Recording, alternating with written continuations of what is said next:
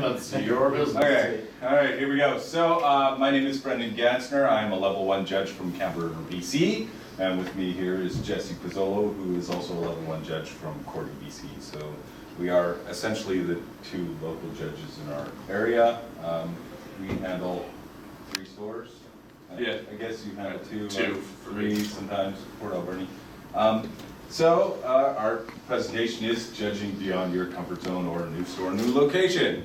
You will go to new stores and new locations if you're judging competitive REL, and we'll get into that. So first of all, we're just going to do a little brief topic on the state of Magic, which is, Magic's growing at an exponential rate. By what metrics? Are these metrics accurate? What does this tell us about the health of Magic? And what does this mean for judges? And how does this translate to, at the local level, the good, the new store complication? Excellent. By what metrics? Well, this is Grand Prix attendance, 2006 to present. So in the last 10 years, Grand Prix attendance has grown pretty well on a straight curve. It's actually, I project it's ready to take off here, but that's just my own information. The number of Grand Prix. So not only has attendance gone up, the number of Grand Prix have actually gone up. Here in the very end, we've got 2016 to present. It's actually not present. We just anyway. Anyway, it's projected to be 48 Grand Prix this year. So we're talking about a lot of players. Well, are the metrics accurate? Yeah, data's taken right from Wizards of the Coast regarding Grand Prix attendance. Grand Prix are open to the public. Anyone can attend, even first-time Magic players. Fantastic. Grand Prix attendees range from casual to competitive. If you've ever worked at GP, there are quite a few casual players that come to GPs, which is great. So attendance is just an average of all the GPs for that year, including lagging areas such as the Asia Pacific, which can have some relatively abysmal GPs. The number's about 500 in some cases. So some assumptions can be made regarding the amount of casual player base required to support local game stores and larger tournaments like a Grand Prix. The assumption is 20+ million Magic players worldwide.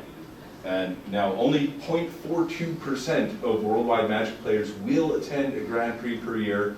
That is a ratio of 1 to 234 players. So you have, for every 234 players, you have 1 player that will attend a Grand Prix or be a repeat Grand Prix attendee.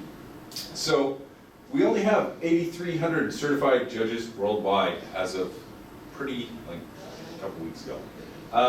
We have less than 1,500 comp REL judges, that being level 2+. So we're actually running into a little bit of trouble. Michael basically hinted on that we don't have very many comp REL judges, and we have a lot of L1s, and we are having difficulties moving them forward. Yeah, go ahead. Your second point says assume 20+ million. Sorry, is that Wizards assumption? Where's that? What's that? That comes from Wizards. So Wizards has stated they believe there are 20 million. They believe that there are 20 million okay. Magic players worldwide. Thank you. Yes, thanks. Absolutely. So what does this tell us about the health of Magic? Well, Magic's extremely healthy and it's growing. We can expect new players, we can expect new stores, and we can expect new TOs. We can expect all the benefits and the problems that go with that growth. Guess what? I'm going to be a little bit of a bad cop here, and we're basically outstripping our ability to judge.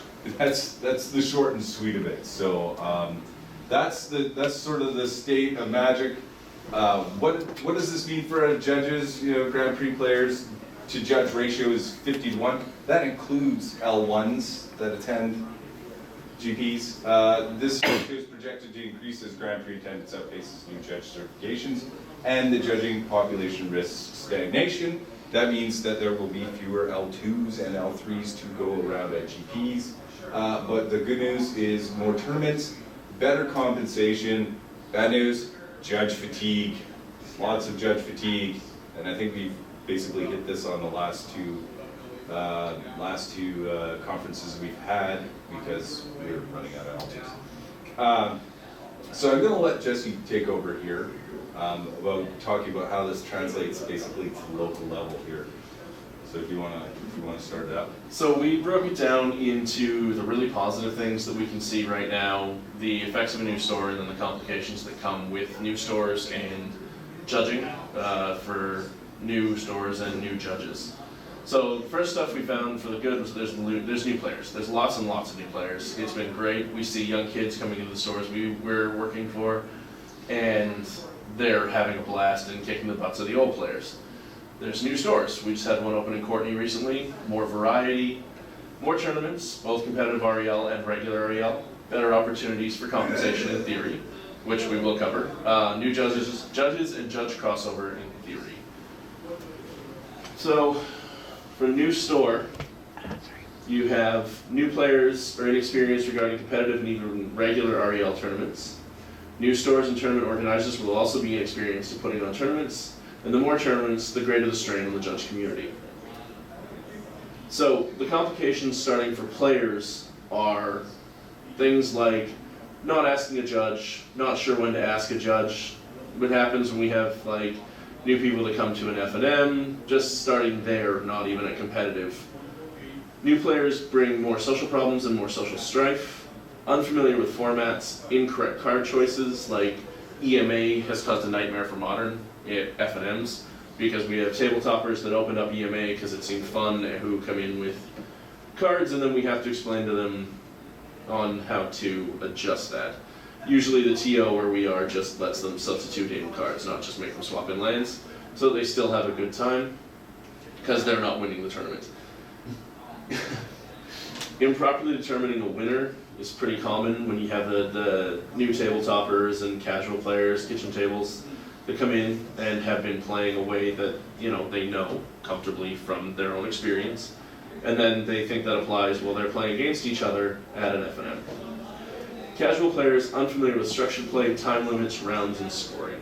We, in our experience, have found that it takes a lot of time with new players to educate them, and you have to hover with them and support them. And it's good in a lot of ways, but these are just some of the complications. Judge questions at inconvenient times. This is my favorite. Yeah. This is when you get commander questions at 3 a.m. on social media. Or a phone call. When you're sleeping. Or a phone call, as it actually happened to be. Just a note about improperly determining a winner. This is like very common, especially at pre-releases where people come to a pre-release and it's lagging in the day and they've had a great time and they're just sort of playing their whoever they met and they're having, they're like, we're gonna go to time. Do you just want to roll some dice? You gotta kind of get them on that. You gotta get them habituated to dealing with the time limits, the rounds, how the scoring goes, all of that sort of stuff. Hello, yes? I'll just throw out that if there's other card games that happen in these stores where the actual way you do handle going to time is rolling the dice. It's literally the rules. I believe I believe Yu-Gi-Oh does. Okay. So I think Vanguard does too. Vanguard maybe. The point is, it's not just them making stuff up. Okay. They might be playing. Yeah, no. No, I know. No. So it's like there's other games where this is actually what you do. So it's part of setting the expectation. It's like, hey, we're here at Magic pre-release. We go to a draw if we don't finish. Yeah, so I mean, like, for example, things like improperly determining a winner, you can do a head judge announcement. If there's a head judge at pre-release, typically it'll be like myself or Jesse. And, we are there judging, but we are also playing because playing's cool, right? That's what we like. We like the magic. So moving on here. So we broke down kind of some suggestions and situations in which we find things that we've talked about specifically in each section. So if you're not asking for judges, not sure when to ask, we feel that checking in with new players on a regular basis and monitoring their game progress can help make a new player more comfortable with using a judge as a resource and a problem solver. Because at first, I know my first F&M, I was confused as heck what the hell a judge was, and I didn't want to embarrass myself. I went to the GP in Seattle and I didn't call a judge when the player was confusing me because I didn't want to inconvenience the judge, because I didn't have any familiarity initially. So one of the biggest things that, talking to people, and we do a lot of hands-on with the new players and talking to them before the game and during the games and helping them out with things reasonably. Just getting to know them will make them far more comfortable in the long run. We do a lot of hands-on, and you're gonna expect that if you for whatever reason you decide to move to a new community, or a new store opens up in your community that may not have some of the regulars in your area, you're gonna have to do quite a bit of it, so expect it. So, new players bring more social problems and more social strife. This is not my forte, this is Jesse's forte. This is the great part about having a partner or judges that you also can talk to and rely on. I'm not so great with the social strife stuff. Totally not me. You want me to answer judge questions, you want me to do that sort of stuff, I'm very, very good at that. My manner is very good. But when it comes to things that may be happening as part of the community as a whole or whatever, it's not for me. So it's basically this guy here. What we have though is basically our role as judges, facilitate gameplay. That's me. The experience steering events we're a part of. Sometimes issues can impact local play groups and communities and it can feel like it falls on you to resolve them because people are looking at you and they have maybe different expectations of what a judge is supposed to do in the community. We do a lot of community building, but some things you might just not want to handle. So for here, the suggestion is, as a best practice, to do with what you're comfortable and attempt to address if it falls within official judge duties, right? Some stuff, like some social problems, like people that have drinking problems, they come to them, sometimes they're stinking drunk. You might want to pass that on to the TO, you know, that sort of stuff. The more social problems, the more social strife inside of the local group, the harder your jobs can be inside and outside of the tournament setting. So dealing with them as much as you can, or as much as you feel comfortable with, that's gonna make your life easier, provided you can resolve them. If you can't resolve them, don't. That would be my suggestion. Do you have anything on that? Well, specific to the things with like the new stores or arriving in a new location, if it hasn't had a judge previously and people aren't particularly familiar or comfortable with what a judge does, they tend to look to you to resolve tabletop issues, card theft inside of the community, and we really can't do too much because then we start to fall inside of the personal lines of things and we start to lose our ability to be impartial during tournaments, FNMs, pre-releases, because we will have picked a side from someone. And unlike a situation where you think a player is cheating at an FNM or at a comp REL, we can't just go with the 50%, like 51% thought on that person stealing. We are not police. We are not capable of mediating and mitigating those interactions inside the community. And people will often turn to us in the smaller towns or the new stores with concern for that. Yeah, I agree. I have banned people from Facebook groups under the suspicion of theft before. That's something I feel comfortable with. I don't have a problem with it, but I would not directly accuse someone of stealing. So the unfamiliar with formats and incorrect card choices. Before the beginning of an FNM or tournament or any event, go over the player's deck if you know they're new and you have the time. I mean, realistically, we're more talking smaller stores, new stores. When you move to a community, it's a good way to make connections and build friends with these players. But when you see like the guy that came with the EMA deck that he'd made, if we'd had the time to sit down and go over it with him, he would have been prepared and not having a player that's played for years call on him and embarrass him.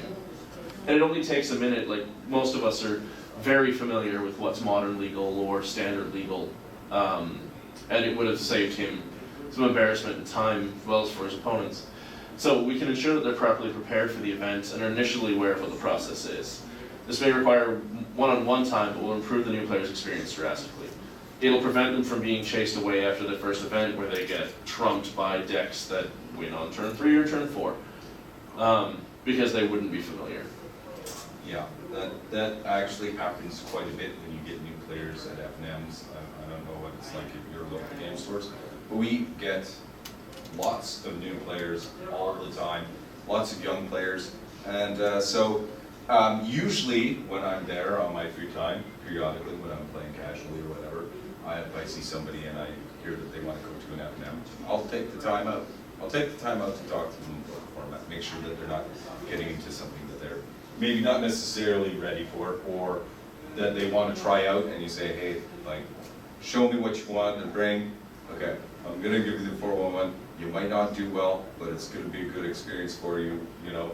Or maybe you might want to try standard, but definitely not discourage them, but at least let them know what they're getting into. So here we go, we get the improperly determining a winner.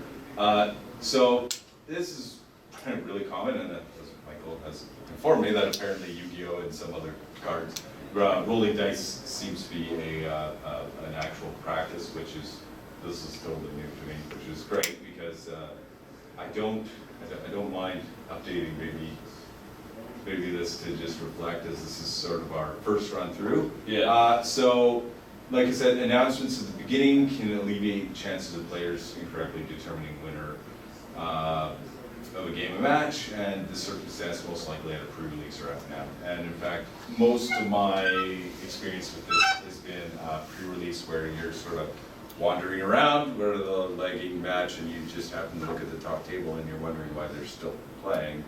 And you're like, hey, folks, what's going on here? Like, oh, we're just playing the third game, and yes, you're getting close to going to a tie. Oh, well, would you like to, I will stop you right there before you go anywhere. Do not improperly determine a winner. Then you go over the specifics of what improperly determining a winner is, and then you say, I'm gonna wander over here, and then you tell me your score, and everything's good. Okay, fantastic. So this one's you, Jesse. Casual players unfamiliar with structured play, time limits, rounds, and scoring. This is another case where initial announcements can prevent confusion. Players that are more established should be encouraged to take a supportive role for newer players and provide support familiarizing new players. Like, when you sit down for the first game at an F&M or a pre-release, you'll often go, I don't know that person, and you can encourage your community, the smart people that you're getting to know, the ones that have been playing for a while, to just basically become like an L0, and they can save you time and stress trying to chase down players who do not understand everything that they need to know. This has happened a lot. We have an L0's multiple Pro Tour player, which is great, right? And this person can really help out, which is a benefit to the community, and, for example, helping new players when you're not around, because you can't always be at the LGS, unless you work at one. That would be fantastic. That would be like a dream. But considering this case scenario is like a new store, new location, or it's outside of your regular game store, you're coming into this community, you're gonna need to find all of this stuff out, especially if there's somebody good there that can help you. That might even give you an in with the community, which is fantastic. So, judge questions at inconvenient times. This is my favorite topic. You might be the only judge for a long, long ways. So somebody like Orion Last, he's the only judge in the area. I don't even have a local game store in my area, but up until just recently, I was the only judge in the area, so I would serve basically the Cam River and Courtney area, and sometimes Port Alberni, which is fine. They're sort of an island on their own. They're interesting. Judge questions at inconvenient times. Well, when people know that you're the only judge, they like to play Magic, and they play Magic at all kinds of different hours. Basically, if you're the only judge in the area, you're probably familiar with this. So they might reach out to you on social media. They might call your cell phone, they might email, they might call your home phone, all hours of the day. Definitely got a drunk Commander game, or maybe an overtired Commander game at 3 a.m. on my cell phone, which was interesting. I humored them, and I said, please don't do it again. So get ready for that if you're going to give out your information. Obviously, sometimes you have friends that play Magic. You're not robots. robots, so lots of the people that play Magic will end up being your friends, or if, as far as I'm concerned, if you're doing it correctly, you will be making friends. So possibly drawing commander calls. So that's going to happen. My suggestion here is maybe try to keep office hours if you can. Try to keep it out of your personal life if you can, particularly because you will get deluged. You will get deluged a lot. So, complications. You can start this one off. Here, Jesse. Okay. The new store. New stores can sometimes, depending on familiarity, if they saw an interest, maybe the community had asked them for things, and they haven't been really involved in it, they may bend rules. They may also not be familiar with structured play, proper prize support, rounds and timing, not paying compensation with new stores, either through ignorance, choice, or varying levels of service provided. It's, you know, an expensive industry to start up in until you have a regular player base that's constantly providing you with income. When you move to a new neighborhood, if you go to a new store, they will more than likely not have the budget to support you financially initially. Bad habits, no match slips, timekeeping, staffing. Something we forgot to put on this specific part was like yelling instead of match slips. All different kinds of needs, some can be accommodated, some cannot. So rules bending, also unfamiliar with structured play and prize pools. If you're a judge and you're supporting a new store, consulting with the TO/store owner as early as possible can basically fend off confusion for players and employees, particularly if there are players that are used to what other stores do, as opposed to what this TO wants to do. That might be something you want to look at. For example, Two-Headed Giant opened up in Nanaimo, and as soon as we heard that they were opening up, I think everybody came down there in droves and wanted to introduce themselves and say, hey, if you want to put Magic tournaments on, you know, this is my name, these are the local judges in your area, that sort of stuff, which is good, and I don't think they really put on too much other than that. They just do little stuff, right now. So early events might encourage the TO to bend rules. This is really accurate if they want to fire off events. This may be comp and may not be. It may be regular REL. They might want to bend rules to ensure attendance or rush into structured play without proper preparation. Basically, not consulting with a judge to see what they actually need to do, particularly if they want to put on like PBTQ if they've got the numbers eventually.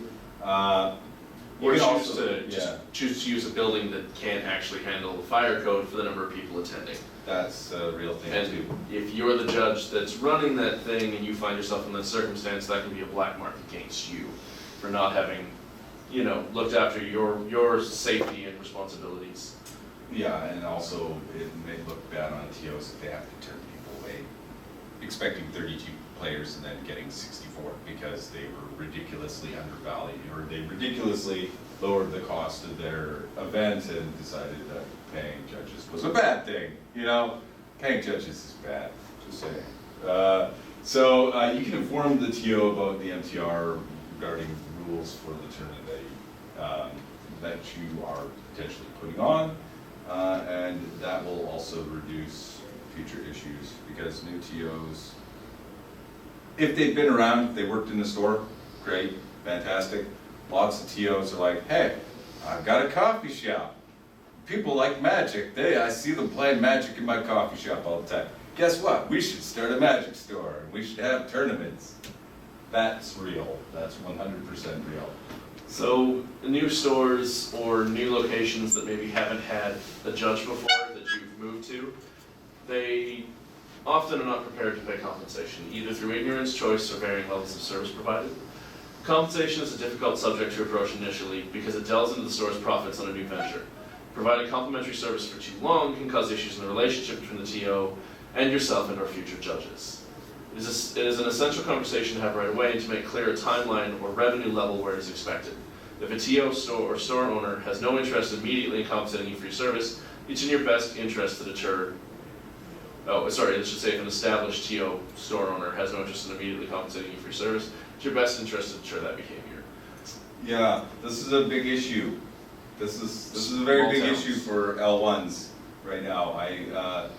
There is a dumpster fire going on at Judge Apps right now, which I'm thoroughly involved in, and the truth is L1s aren't really being compensated that well. I have a feeling that that's not just my own personal experience. So if you're providing this complimentary service, and I'm probably a little bit guilty of this myself, when you have a new startup, they need to cut costs, they need to get off the ground. I can sympathize, I appreciate that. We're at a point now where I've probably been providing it a little bit too much, and now they expect it. Things like if you're judging an F&M, you should probably get free F&M coffee, donuts, or something, whatever, if they have something else. It doesn't have to be a lot, but try negotiating something, at least try negotiating something. If you can't get anything, you might just wanna out. As much as that sucks, because a lot of the people in the community have and do grow to rely on you as a person, a knowledgeable person in the area. Unfortunate. So, bad habits. This is all you. So, new TOs may engage in shortcuts to avoid cost or time at events. It is your duty to the event to ensure that the correct procedures are in place to protect the integrity of the event. Some common shortcuts is yelling match pairings instead of match slips, yelling time instead of displaying, and having staff run between multiple positions of the business. Yeah, this is real. Yelling match pairings instead of match slips is pretty bad. Not even just printing pairings. We're talking about no match slips, no nothing, no anything. Hey, Bob, how did your match go? Oh, I went 2-1. Oh, so it went 3 games, 2-1, right? So 2 for you? Yeah. That becomes a little bit of an issue, particularly if you're judging and you're not scorekeeping. They have staff, and the staff's running around and trying to serve customers in some other way, and they're also scorekeeping. It becomes a little bit of an issue. It's sort of something you have to work out with the TO. I jump behind the WER as much as possible, but sometimes it's just not realistic. These are actual things that stores will do. I don't know if you've ever seen this, but it feels pretty bad, man. So I don't use match slips most of the time unless I'm running a comp event. What sort of problems do you run into when people are not using match slips? Well, people have a hard time understanding how scoring goes, so they'll say, I won in 2. Okay. I won in 2. What does that mean? You won the match in 2? 2 games for Brendan and 0 for his opponent. That's right, or was it 1-2? Right? Sure. Okay. So you common, get you get stuff like that, and or then you have to go back and go correct. Misremember their matches, and you're like, yeah, that doesn't seem right. Frank, can you just confirm? And then you have to track these people down. It's not great because some of them may have already gone home and decided to drop and haven't told you that they're dropping.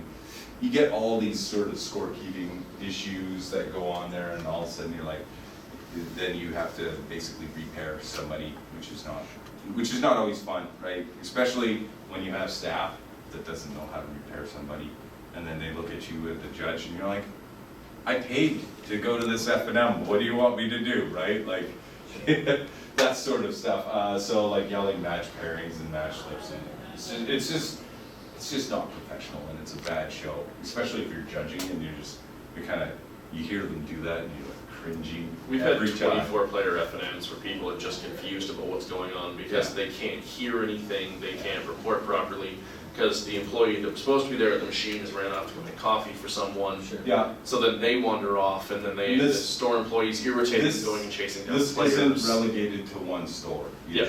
This has happened at several stores that I've been to. All different kinds of needs. Some can be accommodated, some can't. Sex, drugs, rock and roll. Just kidding. Each TO has different needs, and it's up to you to decide what is and isn't in your purview, especially with new stores, what you want to take on, what you don't want to take on. An example, if you're at an event they may expect you to staff their sales counter. Wah, wah, you may not want to do that. If you work for the DO or you work at the location, sure, right? Scorekeeping, yeah, I don't mind scorekeeping. However, some stores will have their scorekeeping software, WER, on their point of sale system. So you may not want to be monkeying around with that. They may not want you to be monkeying around with that. That is a real thing. If that's the case and you're staffing the sales counter, yay, right? If you're not comfortable with staffing the sales counter, okay. So answer customer stuff not related to the event. If you're at like a competitive REL event or a, people want to ask you about the newest dual deck. Whatever the newest dual deck is that's on the shelf there. If you have time, but my suggestion is if you're doing competitive REL, you probably don't have the time. If it's F&M and you finish your round early and you're sort of milling about, waiting for a coffee, waiting for something else, yeah, sure, answer customers' questions. Like you're a judge, you're also a player. Who else to get better information than maybe a judge, another player? Perfect. They love that. Complications for judges, go ahead. There's expectations versus reality. There's bad habits we can develop as judges, shortcutting, too friendly, feeding player and TO bad habits. Competing against staff or knowledgeable players for bottom line, aka getting the store to value you when you arrive there and they have an established player that's been playing for a long time. So why would they want to use a judge if they can get that for free with the players that are constantly? And then there's the need to mentor new judges at the local level. So your expectations versus reality. You aren't superhuman, but if you are, can we talk to you after the seminar? You do need to eat, pee, drink, and maybe smoke. And sometimes people forget this. It's easy to get caught up in the moment and forget to take care of yourself.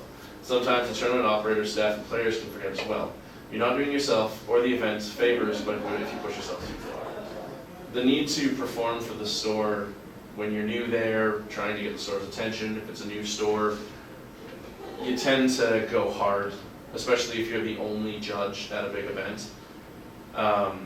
So you don't take breaks, you don't go for a drink. If the store's not taking care of you and feeding you, then I know lots of judges that just never eat, and especially when they're trying to get the attention of the new store and trying to show themselves as value.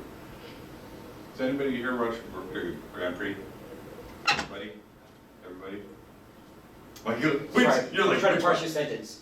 How many of us have what? Has everybody worked here? Oh, yes. Everybody here has worked at Grand Prix? Yes. Do you remember the first Grand Prix you worked? Were you being a hero judge? Were you going out there and you're like, look at me, I'm a guy, I'm gonna do all these things and your team lead is like, hey, you need to take a break. Sometimes you need to take a break. Yeah, breaks are technology. When I first started judging Grand Prix, there was no mentality of breaks. That's right. Everyone was doing the whole push it. Now they've gotten 10 times better at actually doing breaks are great, as well as a change of socks. Fantastic. And shoes. So if you're the only judge on, you don't want to fatigue yourself. You're gonna fatigue yourself because if you're the first judge that these people have actually had, like real contact with, they're gonna chase you down, which is not the greatest. Players, they can have some unrealistic expectations regarding a judge both inside and outside of the event. Obviously, we have the judge code of conduct. I don't know very many players that actually know that there's a judge code of conduct. I think that's actually a very good thing because it means that most of us aren't running around being idiots. They can also see you as being infallible or on demand, or not so much as a person but a utility. So in this case, you may get drunken commander calls at 3 a.m. Yeah, trying to get a ruling out of you, which is okay, I can answer your question, but please don't do it again. Failing to meet the expectations of a new player who doesn't quite understand what a judge's role is can lead to misunderstandings between the player and potentially what the judge program is all about, what you are all about, what judging is actually all about, and that player may leave feeling dissatisfied with the experience. It's not necessarily on you as a person or as a judge. However, if you find out that this person left feeling, dissatisfied about it, you should probably actually have a talk and try to smooth things over, because that's part of the diplomacy. Remember, you can only please some of the people all of the time. You can please all of the people some of the time, but you just can't please all of the people all of the time. And that is true, and that is a very, very real thing. So bad habits as judges: shortcutting, too friendly, feeding player in tournament, operator bad habits. So I thought it was just don't start. Falling into a trap of shortcutting your work, letting personal relationships impair your judgment, or accepting the poor behavior of TOs and players can impact your standing in the community. Something that we deal with in our small towns and the new stores that have opened are players that come in incredibly high, store owners that go out and smoke weed during the workday, then businesses that serve children and things like that. And then for FNMs and for game things, the TOs and players, that you get to know socially, that'll arrive drunk or intoxicated to the point where they can't think straight or play the game straight. Finding the balance between being the judge and being a person's friend can be quite hard, especially when you're new in a community or you just became a judge. And so it's just really important to not let it get you in the beginning. At least that's been our experience where we judge. There's been a lot of issues with that sort of thing. Not so much in the fact that people are complaining about it, but in the fact that if you're paying attention, you will see the unspoken truths in the community. So-and-so has a drinking problem, so-and-so has a drug problem. It's not your purview to judge these things, but if it becomes a problem in a tournament that you're operating, you might want to deal with that. You might want to refer it to the TO. If it's a TO being a problem, maybe you might want to talk to Wizards about the TO. So, they're expected to do everything that we are. Yes? What is your comment of feeding player? Are you talking about literally getting them food, or is it something else? No. If they have a bad habit, don't let them continue it. If you have a bad habit, they shouldn't be letting you continue it. Because if you know them socially, right? If you know somebody socially, and this will happen. If you are the only judge there, you will make friends. You should make friends. Making friends is good. Magic is good. All right? That's going to happen. And there is a worry that you're going to fall into a trap. I don't know who's made some friends playing Magic. Do you judge events where those friends play? Yeah, probably, right? So, and everybody is not perfect, so you sort of have to expect that, and some of the greatest people have some very, very, very, very nasty. If it's a friend, it's harder to say you haven't shuffled your deck hard enough at an event, right? Like, you know them from playing casually, they know do a 3 shuffle and then they pass it to their opponent. I wouldn't even go that far. I would just say, like, people have problems. You're not there to solve it. You're there to make sure that the tournament goes well. If there's a problem, then you have to deal with it. If you can't deal with it, take it to the TO. If the TO can't deal with it, take it to the police. But accepting poor behaviors of TOs and players that do things, and you maybe mentioned something to them in private, said, hey, like, I can't have you do this, or you talk to the TO, that's gonna look bad on you if these people keep still coming around and doing that stuff. Especially when you're new and trying to fit in, make friends, things like that. Like, this is just That could be a experiences trap. that we've had with a new store, with old store that's been there for a while now, with players. As you know, I became a judge, I had to start cracking down on people that I knew that were kind of lazy in their behaviors at an event, whether it's comp or it's not. So it's harder to do, and just making sure that you maintain that professionalism is really important, and not let yourself start sliding in the beginning when you're new to it and you really want to fit in and be okay. Yeah. And that's good because, you know, and it's, like I said, it's good to have a judge friend or judge partner or somebody that also works in the community. Because you can't see everything. You can't. You just can't. So it helps to have that extra pair of eyes. It's like, hey, did you notice this? No, I didn't notice this. Okay. Good to know. I'm going to keep an eye for that. Perfect. This one is gross. Competing against staff and or knowledgeable players for the bottom line. We're talking a little bit about compensation here. Employees of stores, you know, they might be level 1 judges, depends. If it's a new store, probably not. You might be the only judge again. But they have staff and they're paying that staff, but they're not paying you. So you are directly competing with that staff. Unfortunately, you have to be nice with the staff. So you might find yourself in direct competition with knowledgeable players who are in good standing with the local community. Finding a way to reinforce your role as the judge is important while not taking an adversarial role with said persons. You may have that person who has been a multiple pro tour player and they are very friendly and they don't mind answering questions, stuff like that, and they are generally very good. They provide that service for free, and you say, hey T.O., I'm a judge, I wouldn't mind like a free F&M and stuff. They're like, well, Bob pays for his F&M. You might have to figure something else out. So this might also be an opportunity to mentor somebody in the judge program and help to strengthen the community. Worst case scenario is an L0 that you can deputize if you need extra help at an event, which is fantastic. Sometimes people don't want to become judges. Not all of these people want to become judges. That's why they're multiple pro tour players. You know what I mean? They want to play, but they don't mind taking a little extra effort to help the kids out and stuff. I don't know how to solve this for you. I think this is basically up to you and the TO. But it is real. There are very knowledgeable people within the community, and they can basically impinge on everything, especially at non-competitive REL. Obviously, an L0 can't sanction a PPTQ, but they sure as hell can for an F&M or a pre-release or something to that effect. Perfect. There you go. This is you. You like the happy stuff. The need to mentor new judges at the local level. You're an exemplar of the judge program, and as such, you're part of the recruiting process. You may be the only judge that some players will ever meet, and as such, your presentation and knowledge will inspire them.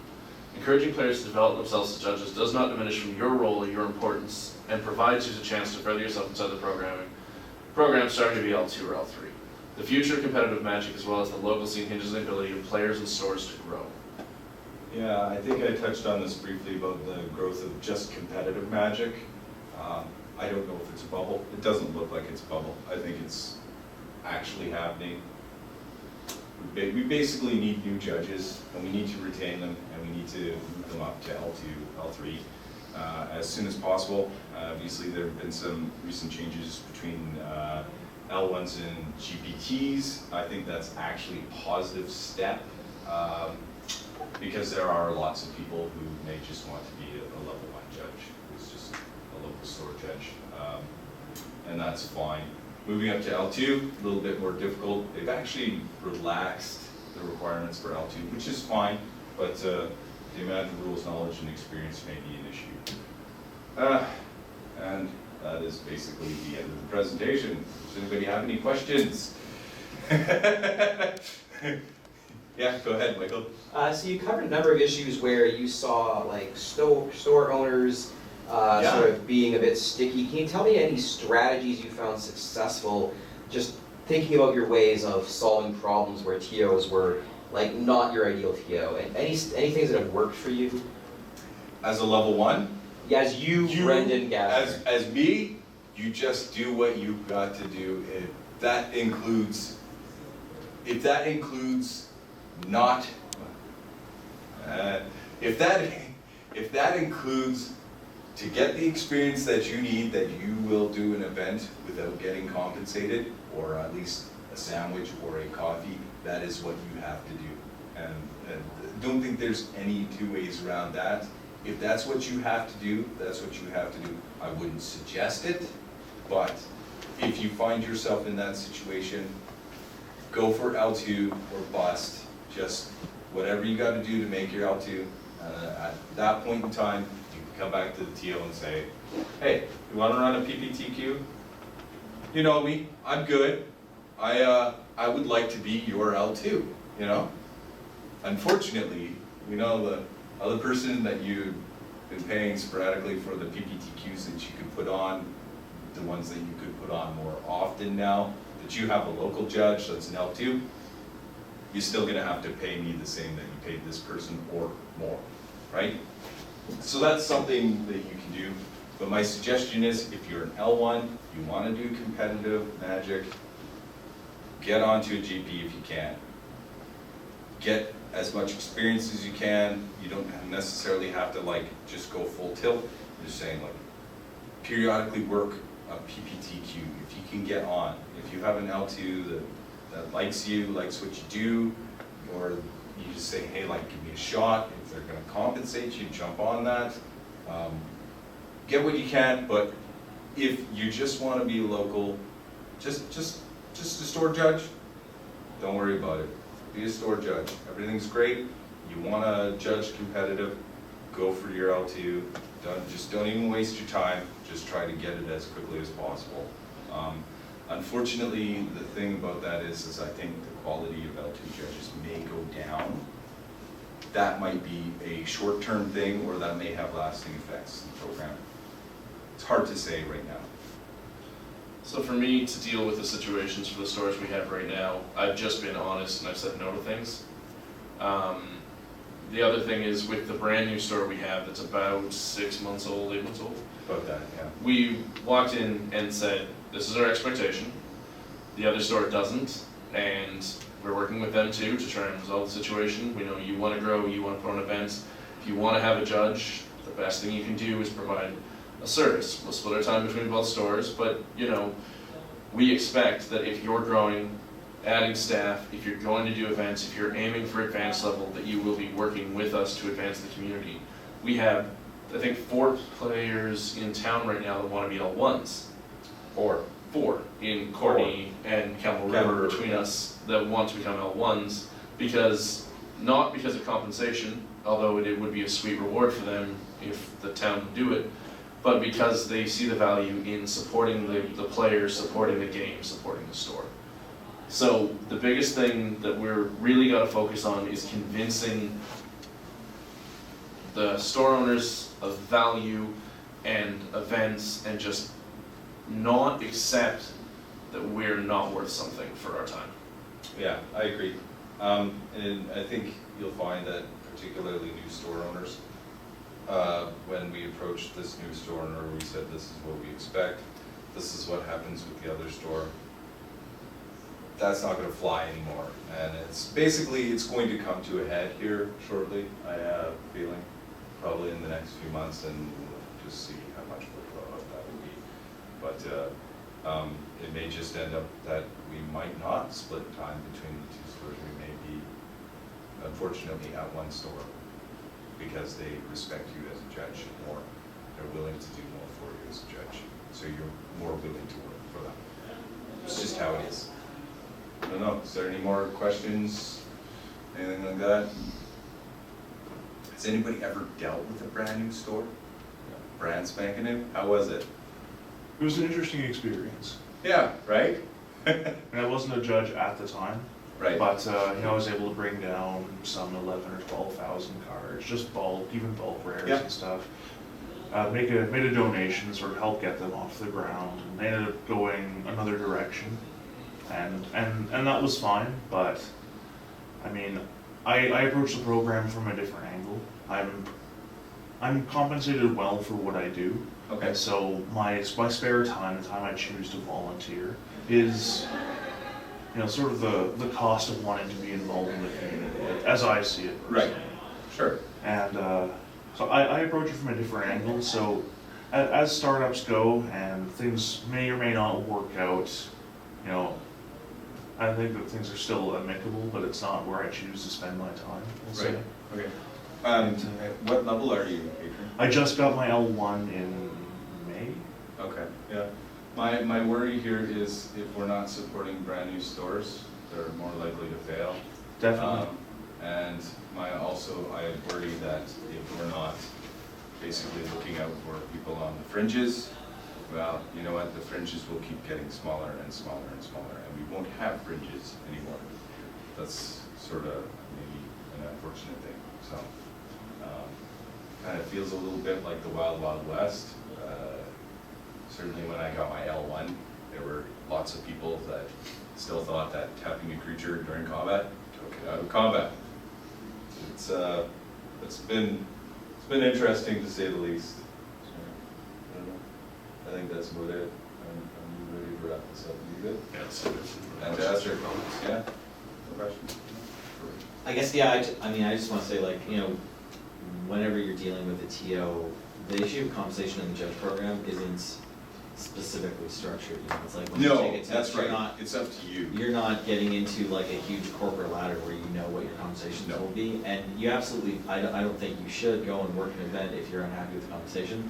The typical thing at like most F&Ms is that judges just judge for free, and they play events and they either pay for those events or don't, depending on the TO. But I think like most often, if you're playing in the event, there's not gonna be a ton of compensation. No, yeah. Maybe they'll pay your entry fee, but There- maybe not. There will be pre-releases that I will not. Sure. I will not play in, and I will attend and judge, and you always get judge questions at pre-releases. 'Cause We there's get always- asked to do PPTQs, things like that. Yeah. At Sure. nothing. At no Well, cost. yeah, and you know, I'm not It's trying to fair. defend any Yeah, particular no. TO or anything, but I'm definitely saying like, you know, decide if it's worth your time or not, because it's one thing to like people get into judging for like pretty laudable reasons most of the time. That's right. They There's genuinely lofty want to goals. help their community, or they just are already the person who knows the rules. That so happens. it makes sense for a lot of people to advance as judges, but then there isn't necessarily a like, you know, a ladder that like you're the person who answers the rules in your judge community. That doesn't necessarily mean that you get to start doing that as a judge. No. But yeah, it's totally okay for them to say that you just don't want to judge an event for nothing. Yeah. You should get compensated if like you feel that you need to be. Yeah, and I think that's basically where we're at. Yeah. We've been asked to do a couple tournaments here and for nothing, and we're at the point where we're just, no, and that's okay to say no. And you should be allowed to say, I just want to play this event, but I'm not going to take all your judge calls. Right, too. And I think that's probably the hardest step that you have to make, because I see like these patterns where people are used to taking calls or whatever, but it's like, if you want to, you know, if you want to play a competitive event, you can't be a judge of a competitive event. And if you want to just play an That's F&M right. and win, like you just want to focus on your weird deck that you built or whatever, and it That's takes real. you 45 minutes to play 3 games because you're playing a complicated deck, like you can just say like, no, I'm not going to get up out of my seat and tell someone whether or not their abrupt decay goes to the graveyard if it targets dragon things. You know, I'm just here to play the game. I've definitely had situations where you hear the words judge, and you put your hand down, you stand up, back your seat up, sit back down, pull your seat up, pick up your hand, and your opponent goes, what are you doing? And nothing. It's just it's good. It's good. Let's carry on. Yeah. Now, what would be the best way to go about that? Because basically, normally what I do is we have 2 local stores in the area right now. And I go to one and I play at one quite a bit, and you know that's the one I'm the judge at. And the other one I kind of go to occasionally, and I just want to play. But Yeah. it's always like, judge, oh, hey, you're the judge, why don't you answer the question? And how do you go like, no, I don't, like it's really tough to just say, I don't want to answer the question. I don't Like you already know, wanna yeah, answer like the you already question, know the rules, why don't you just tell me what it is? It's a chat with the TO, right? You know? Yeah. And if you need to, you can tell the players, it's like, hey, no disrespect, I just want to play my match, right? Yeah, I mean, that's expectations versus reality. Yeah. Like, you show up to the store and you It doesn't matter what you're doing, Yeah. you're And you, always. and you haven't signed a contract when you finish your No. judge exam to be No. L1 that you're gonna take every call that's in every event that you're in. Absolutely not, Right. and not only that, there's lots of people that get their L1 and they never do any judging ever, competitive or otherwise. They're just like, got my L1, let it lapse. There you go, right? It happens. Some people are like, well, I thought this was gonna be great, and I thought it was gonna be really hard, and I got this L1, you know, and I thought there might be foils, or whatever their personal reasons for doing Yeah. it. And then it turns out to be not to their expectations, or it was off, and then they just decided they don't really want to be a judge. Mm-hmm. I just want to say too, I think there is, I'm not familiar with it myself, because I've never had this serious a situation and I've judged him. I've had drunk players, but I've always just kind of dealt with it. I've had drunk players, sorry. I've just dealt with it, like, there's a word aside, or I just like let them know I'm gonna DQ them if they can't control themselves. I'm more concerned with behavior rather than cognition. That's right. When I'm judging events, but I think there are resources, like I think there's an official WPN policy, I'm not sure if anyone There else is. knows, like I think. For TOs. Sure, so Not but it's for like if you judges. wanna, well, but if you wanna run sanctioned events, I Yeah. think you have to offer a space that's like That's safe. That's correct, yeah. So you can call the TO out on that if you need to, or you can just like let the players know, it's just like, hey, you just can't be drunk at F&M if you're Yep. gonna be Oh, on yeah. events. I mean, that's So that's a basically your resource, go-to, but, This is a 13+ game, is, you know. Yeah, Everything has to be 13+. yeah, I mean, you say that, but they're small children, including this guy's daughter that comes to F&M. Sure.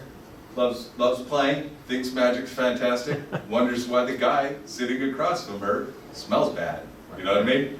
Obviously, he's not being a problem, but he smells bad because he's drunk, Oh, yeah. right? Or he's been out back smoking weed all night. Or that, or smoked weed before he showed up. Yeah. You know, that stuff happens. I mean, British Columbia, hello, this is real. People also just sometimes smell bad. Some people also smell, this is true, true. this is actually true, and you can also have that conversation about hygiene with those people without being obtuse. And I have. Without being obtuse, and sometimes they tell you that they don't care, which is a true story, by the way. So, I mean, there's only so much you can do, you can't do it all. If you got somebody that can help you, better, but the eventual goal is like working towards everything being better for everyone. Yeah. It's not necessarily that you write people off, you know, like, so-and-so's just a local drunkard, and we just kicked him out because maybe Magic is their thing that keeps them good, you know what I mean? Like, Magic should be for everyone. You probably shouldn't be drunk at F&M. But just say, you probably shouldn't be drunk at F&M. But, you know, I would be a hypocrite if I was saying, I haven't been drunk and played Magic on my own personal time. Yeah, so, you know, who am I to judge? Just saying, so there you go. I mean, it's pretty adult in some cases, but you try to want to mitigate that, especially if there's children around, so. Yeah, I don't know. Any other questions? Concerns? No? Good? I don't know. We're done on time here. Yeah, I think we're out of time. Yeah. So, Thanks, guys. Thank you guys. Eventually, kind of. You know.